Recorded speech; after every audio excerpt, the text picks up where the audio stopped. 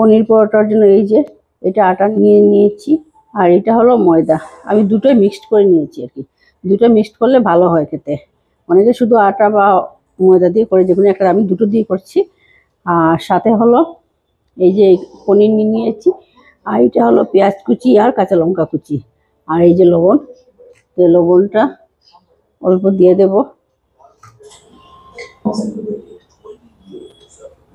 অল্প রিফাইন তেল দিয়ে দিচ্ছি মাখার জন্য। মেখে নিয়েছি আটার ময়দা মিক্সড করে, যে হয়ে গেছে। আর এখন এই যে পেঁয়াজ কুচি আর কাঁচা লঙ্কা ঢেলে দিচ্ছি, এখন মিক্সড করে নেব সব কিছু। আর সাথে এই পনিরটা, আর সাথে লবণ দিয়ে দেবো।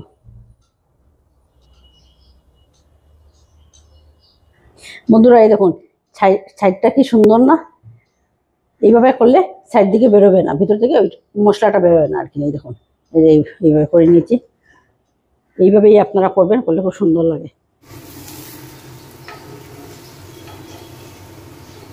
এই যে বের করে নিয়েছি মাশরুমটা, ছোট ছোট করে পিস করছি। ছোট ছোট করে পিস করে তারপর জলের মধ্যে একটু সিদ্ধ করে নেব। এই যে আলু দেখতে পাচ্ছেন, এইটা লবণ একটু হলুদ দিয়ে ভেজে নেব।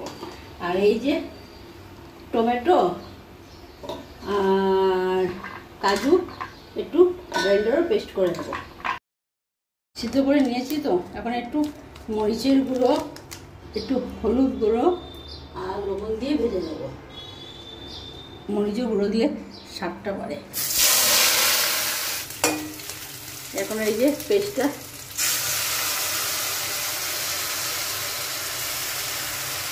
দিয়ে দিল। এখন এই যে লবণ, হলুদ আর লঙ্কা গুঁড়ো, কোথায় লঙ্কা গুঁড়ো,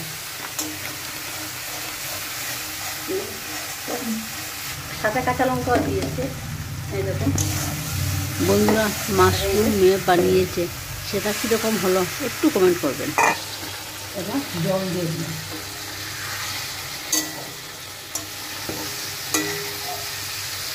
জলটা এইভাবে দিতে হবে যাতে আলুটা সিদ্ধ হয়, ওই পরিমাণ মতো, বেশিও না কমও না, মোটামুটি পরিমাণ। বন্ধুরা এই দেখুন পরোটা আর মাশরুম হয়ে গেল, মানে পনির পরোটা আর মাশরুম। এই যে সকালে ব্রেকফাস্ট পুজোর। তা আমার ব্রেকফাস্টটা কীরকম হলো অবশ্যই একটু কমেন্ট করবেন। Tata, by.